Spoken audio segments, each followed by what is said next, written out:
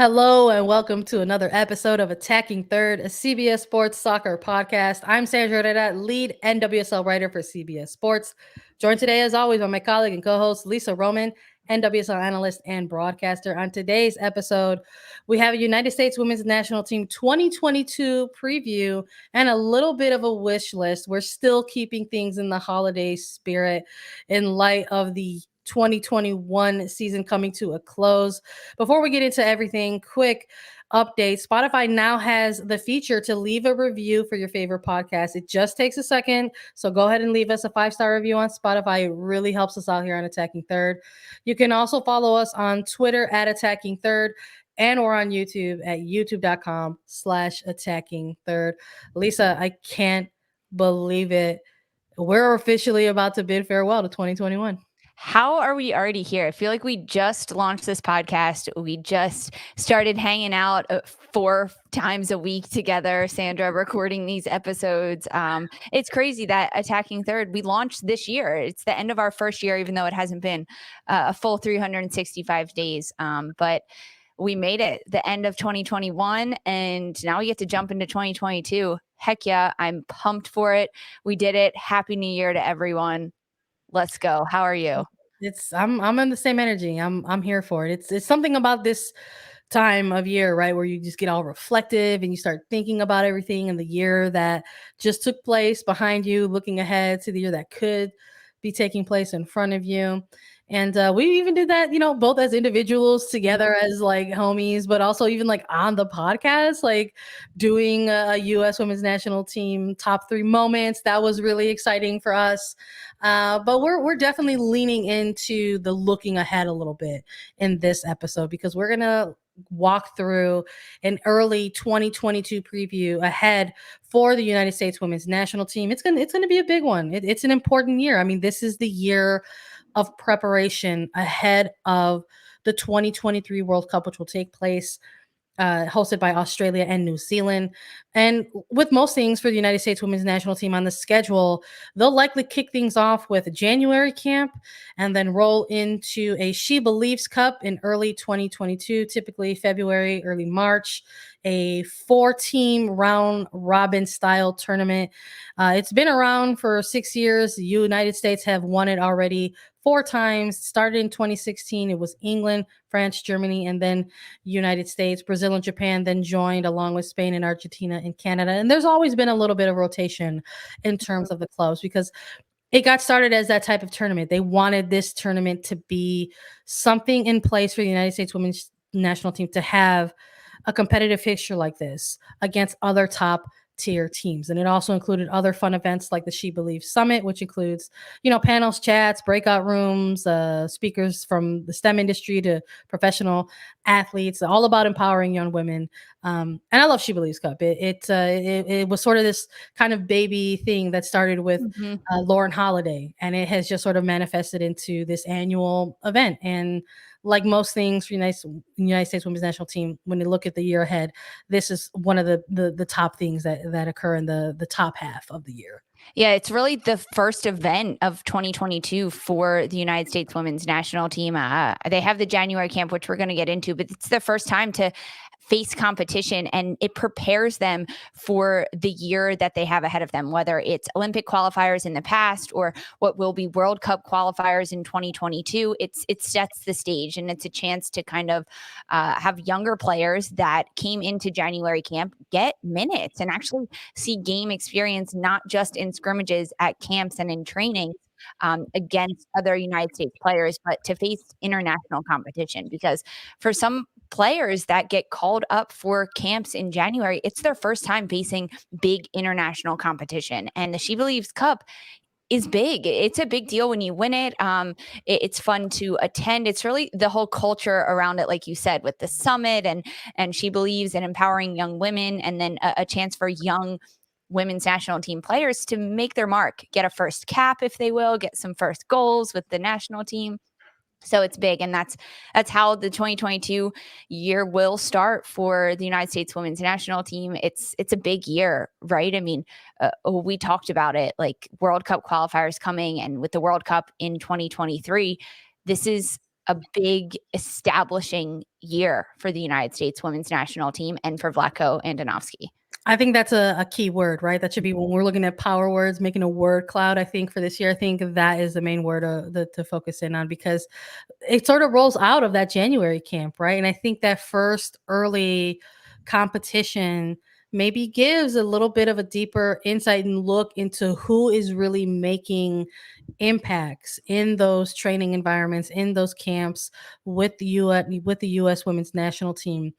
Because if you get called into a tournament like SheBelieves Cup, chances are you are probably coming off of a pretty impressive training camp. So in the January camp, so I'm looking forward. I like that those two things sort of kind of go with each other. They roll out, adjacent to one another. So I'm gonna be looking at the next bit of information, but this kind of gets broken down into maybe two parts, because there are World Cup qualifiers that are going to be taking place in 2022, and they do kick off in January. However, the United States women's national team and Team Canada have straight buys into the CONCACAF Women's Championship, which will take place in July of 2022.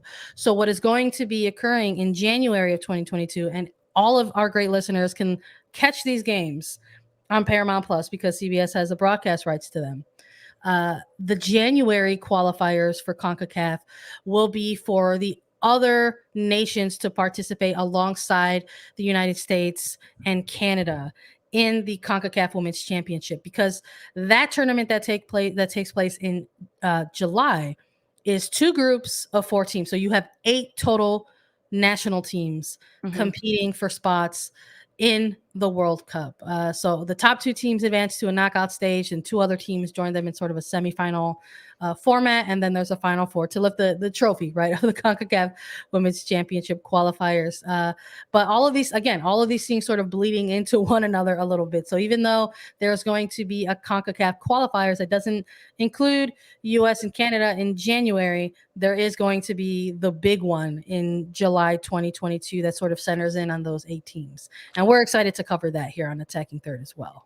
We are very, very excited for that. And these qualifying games, I don't know if it's good or bad that the United States already qualifies for the women's championship, because I think those extra games could have been really good and useful for the United States. And I know that Vlatko Andonovski will schedule friendlies and they'll have plenty of training and they will be prepared. But for other teams that will play rounds and rounds of qualifying games leading up to that championship, that's really big for those teams. And because we're looking at potentially a different roster in 2022 for the United States women's national team, it could be a chance for them to get good opportunities, because the team, Sandra, that goes to the CONCACAF Women's Championship and qualifies for the World Cup, that roster we will see in 2023 at the Women's World Cup. So it's a huge year, establishing year. We're going to keep throwing that word out there because it is, and it is here for this team. I know we're talking about this, so not so much in a chronological order, but mostly just big events, big key events that we know are going to be taking place for this United States women's national team in 2022. And that is going to include this massive January camp. January camp is a senior women's national team camp that is held every January, right? It's been held for many, many years. And I think maybe it's a good idea before we hop into our next segment, Lisa, to maybe give listeners a 101, right? It definitely is, because for those that don't know, this January camp is really like the epitome and the peak of the United States women's national team. It happens at the beginning of the year. It's an extended training camp. It gathers a big group, one of the biggest groups of training camps that we will see from the United States throughout the year. 24 to 30 players. There can be a lot. It's extensive training. It's hard work. They train 2 times a day. It is very, very competitive. And as we've echoed, I sound like a broken record right now, but because it's a World Cup qualifying year, the people that are called into this camp are being directly looked at to be on the World Cup team for the United States. But because it's so competitive and it's highly intense training with fitness levels and hardworking sessions, and because they call in such a high number of players and such a big roster, it really allows U.S. coaches to look at different players, put them in different positions, move formations around, try new things, try players like Margaret Purse from a forward to an outside back on the left to the right, to switching her up in the middle of the game and seeing if that can happen. You see so many different things happening at this January camp. And it's really such a prestigious camp, I'm going to say, as a young soccer player. If you get called into the January camp, it is very promising that you can make an impact on the U.S. coaches, and it could really launch your career. We saw that happen with then Julie Johnson, who is Julie Ertz, as we know now, as a superstar on the team. Mallory Pugh in 2016, she got her first camp with the senior team in this January camp. And then we saw her go into the SheBelieves Cup and play, get her first cap. And now we know where Mallory Pugh stands with the team. But this is really a launching off point for a lot of players. There's a lot of hype that surrounds it because coaches are looking at you. It's a direct call out. And it means so much more than the friendlies that happened in 2021 after the Olympics.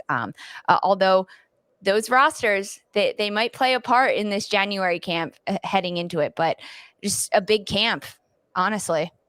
Yeah, no, and I love that it's an annual event. I mean, you're talking over a decade of January camps that have been in place since 2009, like you had mentioned. And I also love that it's always an expanded camp as well in terms of the roster, because so often whenever this team does get together for friendlies during international windows and things like that, it's always a very specific range, right? There's always maybe like a 20 to 23 player roster that is named, and then come those game days, it's really only about 18 to 20 who are able to dress for those potential friendlies that take place during the international windows.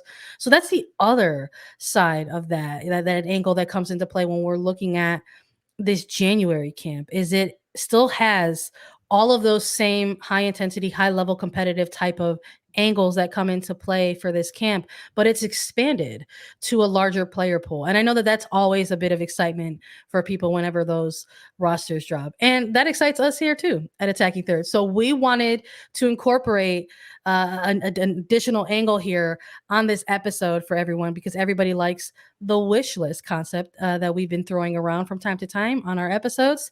So Lisa and I decided to compose a wish list for the January camp, and it's long and lengthy. So we're going to get through that. But first, we're going to take a quick break. January camp wish list. So in 2021, Lisa, let's break this down for people so we can give them a little bit of context of how we're going to be rolling things out here. 4 goalkeepers, 10 defenders, 8 midfielders, and 5 forwards. Anywhere from 24 to 30 players that have their eyes on making an impact in front of U.S. coaching staff. So a lot of times in the past, something else that comes with this, Lisa, is people know that this January camp roster is going to drop, right? And they're like, yeah, you're probably going to see the typical namestays, right, that have been called up over the course of primarily the last year or so. Probably those players who were key figures in whatever international tournament that they're coming off of, whether it's a World Cup or an Olympics. But because it's such a larger, expanded roster of players, there's also opportunity for new names to sort of crack that. And we got a little bit of a taste of that already with that final November pair of friendlies against Australia, where we did see a ton of new players called into the mix. And we're going to try to keep that energy going here, I think, when it comes to a wish list, because we aimed high. We have a ton of names on this. We're breaking the mold, Lisa. We're like, why stop at 30? Why not maybe go to 35 or 40? It's so funny when we were composing this list of names. It is funny, but you mentioned those friendlies that happened in November and the roster. When we looked back and we reflected on 2021 for this team, we highlighted those friendlies and the roster that was put out. We put that episode out earlier this week. Go check it out. It was our top moments of the U.S. women's national team in the 2021 year. And the roster that came was one of those moments because we saw a lot of young players.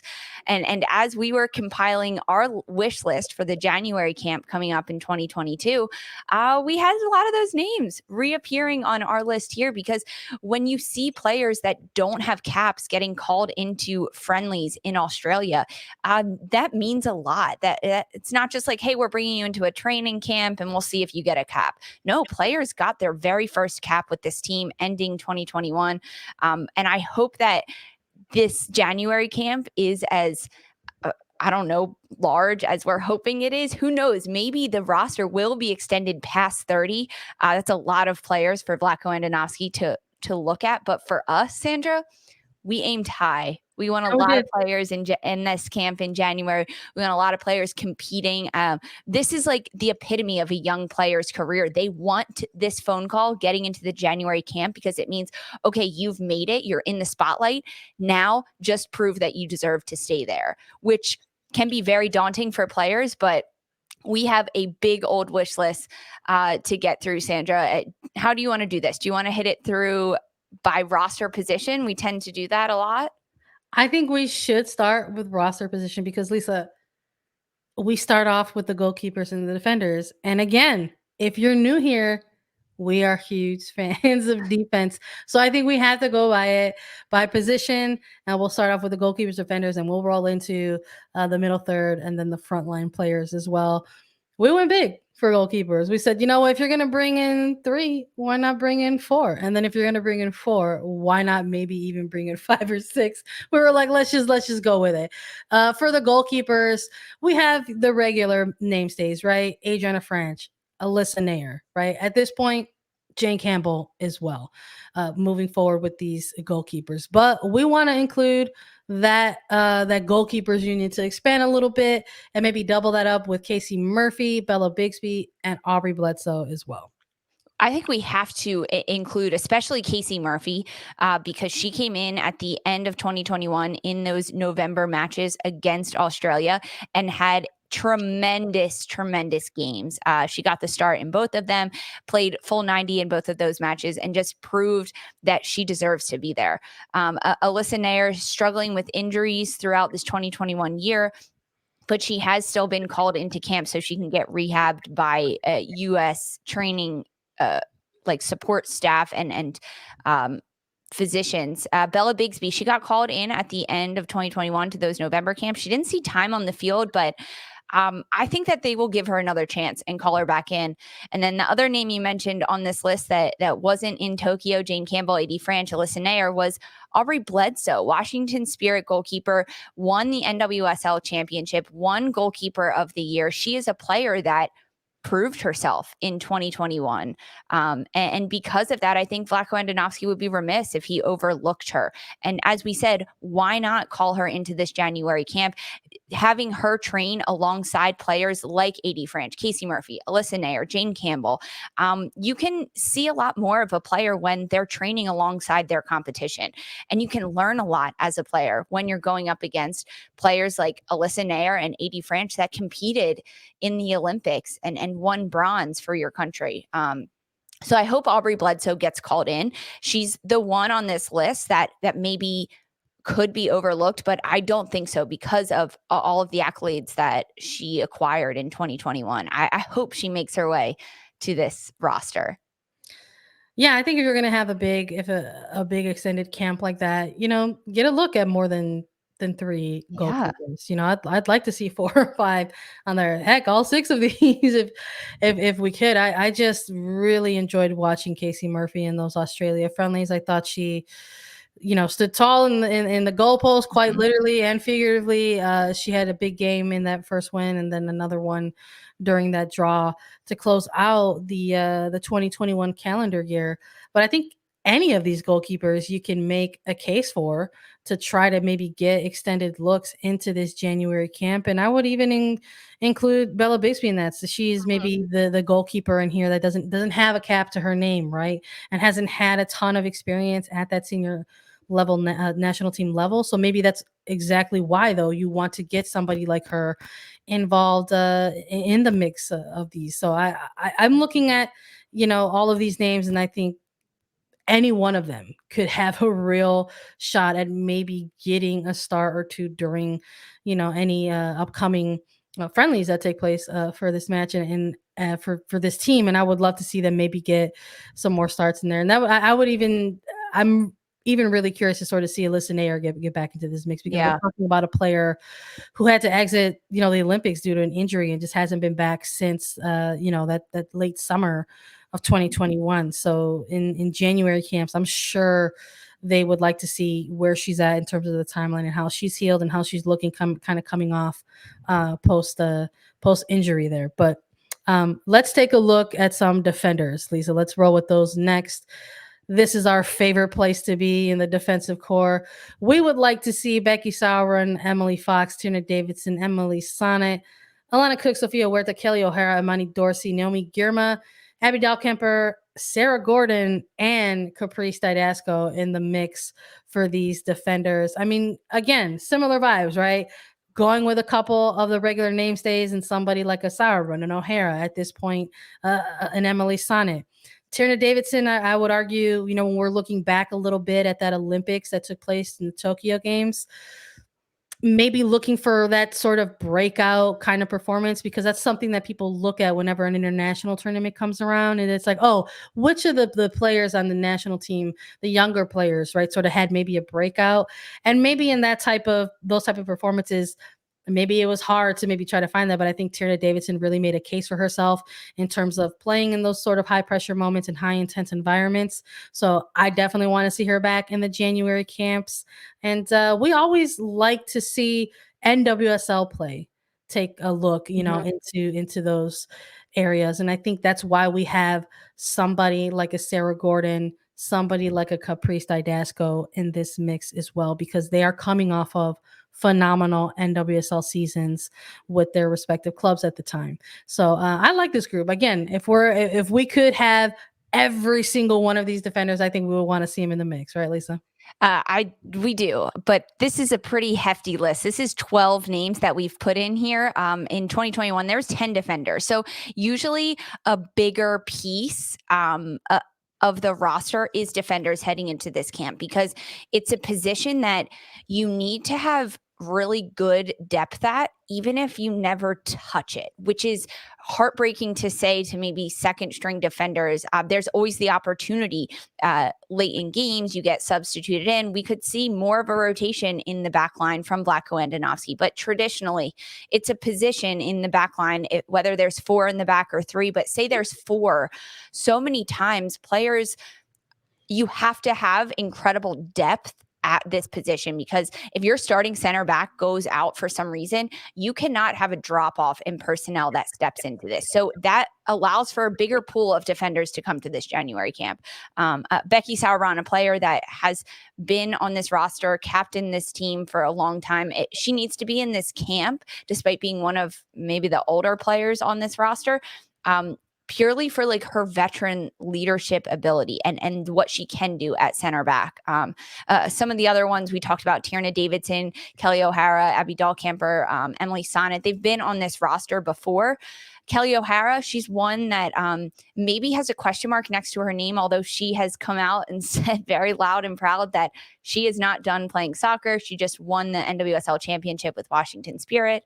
But Sandra, when we look at some of these other names that we've thrown into our defensive roster, Alana Cook, she got called up to the roster at the end of 2021. Sophia Huerta as well.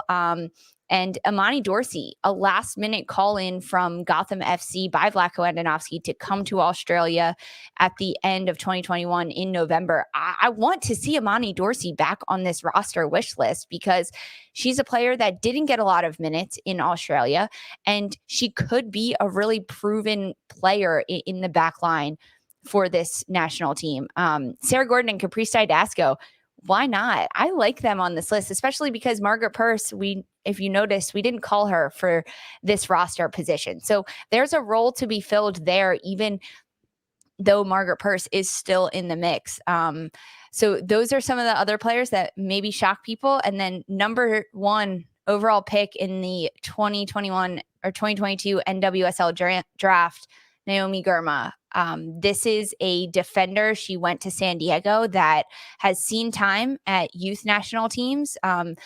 But she is a defender, a center back that I think if she gets called into this January camp, and I really do want her to be called in, it could be a huge learning moment for her before she even gets a taste of the NWSL, to be called into this camp and get experience playing alongside some of the best defenders in the world, learning from Becky Sauerbrunn, but also Emily Fox, another young player that just finished her rookie season in the NWSL as a defender, a Tierna Davidson that's really grown into her own as a center back.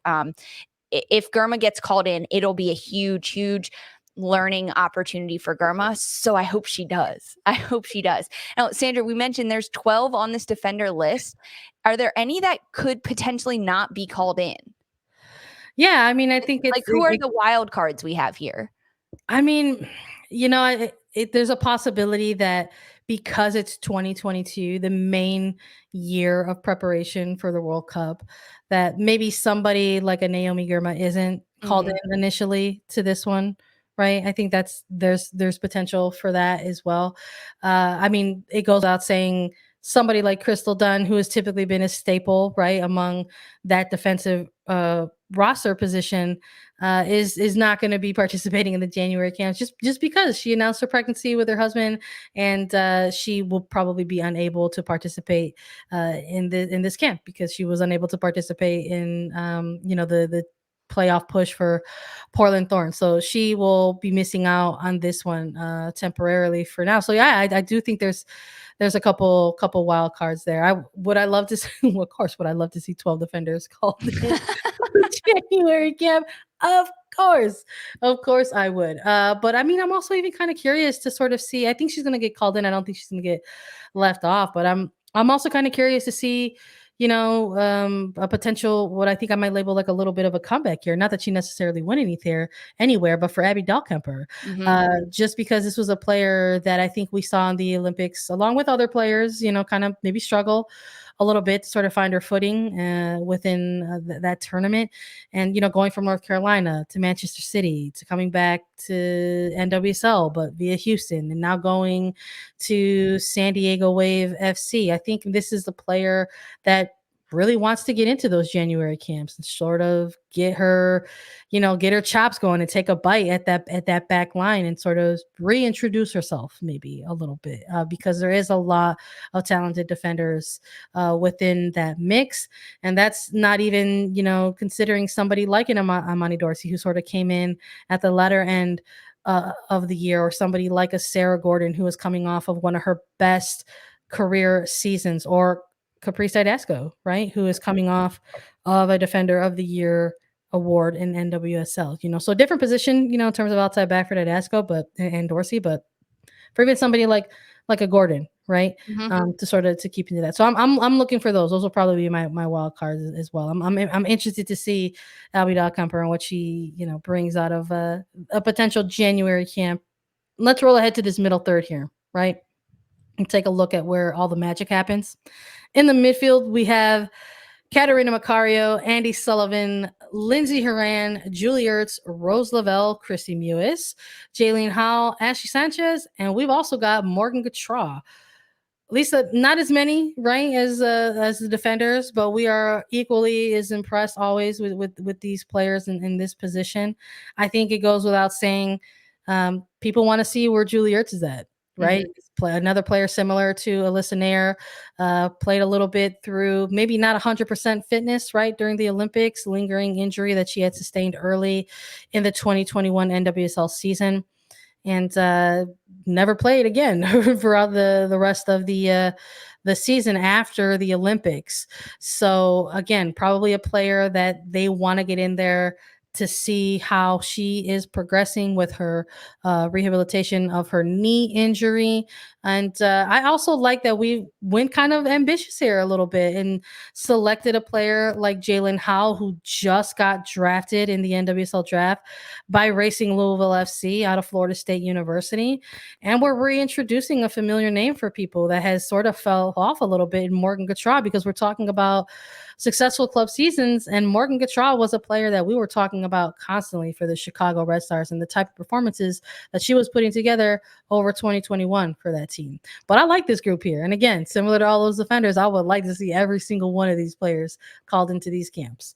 We've only called up 8 midfielders in 2021, 8 midfielders. This midfield unit and core for Vlatko Andonovski has been consistent over the last few months, because there's a lot of players here. I mean, you touched on Julie Ertz and then Andy Sullivan making a seamless transition into that defensive midfield position. Lindsay Horan, who now wears the number 10 jersey, she's taking that over from Carly Lloyd. There, Kat Macario, even Rose Lavelle in the midfield. Christy Mewis has been a constant for this midfield unit. And because of that, I think it allows for the opportunity to bring in a player like Jaelin Howell, who has been at January camp before. She was there in 2021. So why not bring her back this year? Because she can play alongside players like Rose Lavelle, Andy Sullivan, Kat Macario, and get that experience in the midfield with some of these other national team players. We saw Ashley Sanchez called up at the end of 2021 for the November friendlies against Australia. She didn't get a lot of time there. I wish she had more. Maybe we'll even see her in the forward mix. I could see that happening, but I like her in the midfield and I want to see her get time there. And this is a good opportunity. Imagine a midfield with Andy Sullivan, Rose Lavelle, Ashley Sanchez in the mix. I like that. I like that a lot. Christy Mewis for me on this list is someone that was at the Olympics in 2021. She was in Tokyo, but she's missing something. So if she's not on this roster list, I'm not going to be totally surprised. However, if she is, I'm not going to be surprised either. So it's maybe a little anticlimactic. Your wild card, right? Like, she was my wild card though, because I could see Vlatko being like, yeah, you're in the mix. Just keep coming. We'll see what happens. But she's also maybe not performing at the highest level as I would have liked to see. She's not consistently getting starts or consistently getting a lot of minutes when she's been playing under Vlatko Andonovski, even in these friendlies.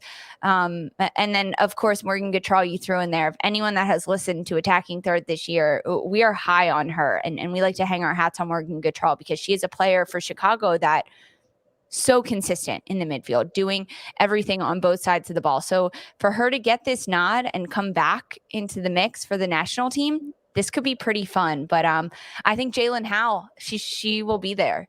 I'm going to say that, and my wild card is going to be Christy Mewis, honestly. I'm into that. I like that for sure. Let's take a look at the forwards here, the front line, the high octane, right? The energy, the goal scorers that everybody likes to tune in and take a look at. We've got all of the mainstays as usual. We would like to see them back in January camps with Megan Rapinoe, Alex Morgan, Kristen Press, Tobin Heath. But we're really curious to see if a lot of these newer names that got called up at the end of 2021 are going to be included. Somebody like Ashley Hatch, Sophia Smith, Margaret Purse, Bethany Balser, Morgan Weaver. We're going to include Mia Fishel in this one. We're being ambitious here. We want to see if Mal Pugh and Trinity Rodman are going to be included in this January camp as well, after being 2 opt-outs for those Australia friendlies. See if those invites will be extended to them for this January camp. But I think we've got a good mix here, Lisa. I think this is echoes similar to the defenders, where we wanted to have a lot of options in this one and have a mix of those veterans, have a mix of those players kind of in the middle, right? Getting looks, but still in the early stage. And some players who are still, in the hunt to really make that lasting impression on the coaching staff. Who sticks out here for you, or who's a wild card otherwise? Well, this is a hefty group of players. We have 13 listed here to go. At 2021, there was 5 forwards. So we were very, very ambitious in our forward list. But when you look at the younger players that got time in 2021, Ashley Hatch, Sophia Smith, Mallory Pugh, Margaret Purse, even at forward, I'm going to throw Bethany Balser in there as well. They have to be in this January camp. But then you also can't forget about Alex Morgan, Kristen Press, Tobin Heath, Megan Rapinoe. So they're also going to be there. We might see more than 5 called in for the January camp at this forward position. I think maybe my wild card here might be Morgan Weaver. me official as well. We did throw her name in there. She was a top draft pick this year, but I could see Vlatko Andonovski wanting to give official time with her NWSL club first, time in the professional game first. She has played with youth national teams in the past, so she has that experience, but official's definitely my wild card here, and kind of like, yeah, a guess, really. Like, this I would be agree fun with to you. see. Yeah. If there's an unlimited cap of roster spots for this camp, sure, she should get called in. But realistically, probably not. But that's to be said. I mean, you touched on Trinity Rodman and Mallory Pugh, who opted out at the end in November in 2021. I think they'll be called back in. I think we could see them go. I think Trinity Rodman should attend. I know she opted out, but depending on kind of where those chips fall, to have Trinity Rodman in this camp would be really big for her career, for the national team, for World Cup qualifiers. She can provide so much to this team. Of course, we'll have to see on that. And Lynn Williams, a player that was an alternate for Tokyo and ultimately got moved up to the full roster and saw time in Tokyo and proved herself and had a great club season. Lynn Williams is one that will definitely be on this roster, but I'm excited to see how she performs at the January camp, how she performs at the SheBelieves Cup, how she performs in 2022 to see if she can make that World Cup roster for Vlatko Andonovski. But overall, Sandra, I like our picks that we have here. I love our wish list that we've laid out. I do too. And that's why it's called the wish list, right? Because we got to choose so many names. We're like, oh, if you're going to pick like 30, why don't we just go for like 40 and call it a day? I love that. Same energy that we had going into this one. And I'm in agreement with you 100% on both me official being kind of a wild card there, and Lynn Williams as well being included. I mean, Lynn Williams is a forward who has been called in constantly since head coach Vlatko Andonovski took over the reins of this national team. Will not be surprised to see her get called up in this January camp as well. But yeah, ambitious. I mean, we do know about head coach Vlatko Andonovski that he is a former NWSL coach. He is a head coach that absolutely values the importance of club play and believes in NWSL and what its platform is to do, which is to be this league year round for players to continue their development. So I wouldn't be surprised if maybe some of these players that we called onto this list here maybe not get a call in right away in January, but maybe later on when they've got some club play under their belts. Youngest picks that we went with for this January camp, it's Jalen Howell, Naomi Girma, me official, Bethany Balser, Morgan Weaver, Trinity Rodman. Also, I'm going to include Mal Pugh in that. I think she's clocked 23. So a ton of young players that we could potentially see here in this camp. I'm excited for it. Lisa, I can't wait for us to actually get a chance to talk about and react to the official list when it drops. Me too, but it's always fun to put out our wish list. We'll a little competition there, see if we're right, see if we're wrong when the official roster drops, and we'll jump on and give everyone a recap when that roster does happen, because hey, 2022 is here. It's happening, and we are excited to cover it. Attacking Third, heading into the new year. Sandra, it's been such a joy doing this with you. And we looked back at 2021, and now we're looking at the future for this team for 2022 and all it has to offer. But this January camp is really the starting off point for this team when it comes to the new year and for World Cup chances at winning the World Cup, right? Like, that's the long-term goal for this team for the next 2 years. Absolutely. And we're going to keep following that along the way into 2022 and beyond. It's been a blast. Happy New Year to everyone. Celebrate safely when you get a chance to. We want to thank you all, as always, for listening to us. Hope you continue on this journey with us in 2022. Follow us on Twitter at Attacking Third. We're on Apple Podcasts, Spotify, Stitcher, and anywhere you're listening to your podcast shows. If you leave us a 5-star review on Spotify now, with their new feature. And if you have any questions for us, you can leave us a 5-star review on Apple Podcasts with a question, and we'll answer it during our mailbag segment. We're also available as video, and you can subscribe to us on YouTube. Visit youtube.com/Attacking Third. From Lisa and I, we want to wish everyone a happy new year. We'll be back next year with more interviews, coverage, and everything else you can imagine. For Sandra Herrera and Lisa Roman, this was Attacking Third.